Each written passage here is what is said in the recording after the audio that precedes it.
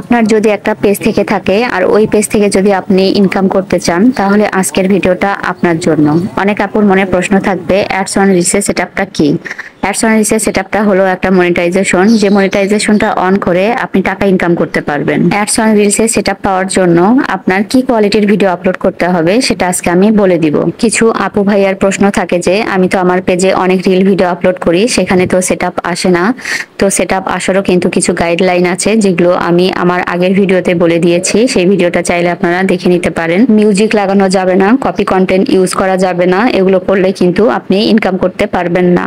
অনেক আপুই হয়তো দ্রুত সেটআপ পাচ্ছে, আপনি হয়তো তার পেজ দেখে বলবেন যে তার তো ফলোয়ার অনেক কম, তাহলে সে কিভাবে সেটআপ পাচ্ছে? তো সে কিন্তু সঠিক গাইডলাইন মেনে রিল আপলোড করছে জন্য করেই কিন্তু পাচ্ছে। এখন বলবো সবথেকে গুরুত্বপূর্ণ কথা, অনেক আপুর মনে প্রশ্ন থাকে যে আমি আমার পেজে বড় ভিডিও অর্থাৎ লং ভিডিও নিয়ে কাজ করব না, আমি শুধু আমার পেজে রিলস ভিডিও নিয়ে কাজ করব এবং রিল আপলোড করে সেখান থেকে কি আমি মনিটাইজেশন পাবো কিনা? তো আমি বলবো হ্যাঁ, অবশ্যই পাবেন। রিলস আপলোড করেও কিন্তু সেখান থেকে মনিটাইজেশন অন করে ইনকাম করা যায়। এমন অনেক আপুই আছে, আমার অনেক ভিডিওতেও আমি বলেছি যে অনেক আপুই আছে শুধুমাত্র রিল ভিডিও আপলোড করেই সেখান থেকে কিন্তু ইনকাম করছে তাদের মনিটাইজেশনটা অন করে। অনেক আপুর পেজে 1000 2000 ফলোয়ার, কিন্তু তারপরেও কিন্তু তারা অ্যাডস অন রিলসের সেটআপ পেয়েছে এবং সেখান থেকে টাকা ইনকাম করছে।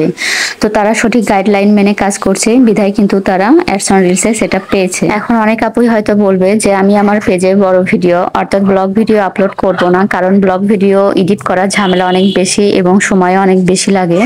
এজন্য করে আমি শুধুমাত্র রিলস ভিডিও আপলোড করে কি সেখান থেকে মনিটাইজেশন অন করতে পারবো কিনা এবং সেখান থেকে ইনকাম করতে পারবো কিনা। তো আমি বলবো যে আপনি আপনার পেজে রিলস ভিডিও অর্থাৎ শর্ট ভিডিওগুলো আপলোড করেও কিন্তু সেখান থেকে মনিটাইজেশন অন করে টাকা ইনকাম করতে পারবেন।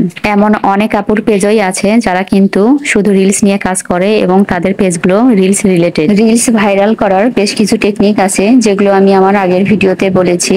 আপনি শর্ট রিলগুলো আপলোড করার চেষ্টা করবেন, কেননা শর্ট রিলগুলো অনেক দ্রুত ভাইরাল হয়। আপনি ইন্টারেস্টিং, ট্রেন্ডি এবং ভাইরাল ক্যাপশন দেওয়ার চেষ্টা করবেন এবং ট্রেন্ডি রিলস নিয়ে কাজ করাই বেটার, কেননা ট্রেন্ডি রিলস গুলো অনেক দ্রুত ভাইরাল হয়। আর একটু অবাক করা কথা বলবো, সেটা হচ্ছে অনেক আপুর পেজে পেজ নট এলিজিবল এবং কন্টেন্ট পলিসি এসে থাকে। এগুলো আসলে আপনার পেজের আহামরি কোনো সমস্যা হয় না, তারপরও কিন্তু আপনার সেটআপ এসে যায় এবং সেটআপ দিলেই আপনার কিন্তু সাথে সাথে সেটআপটা নিয়ে নেয়।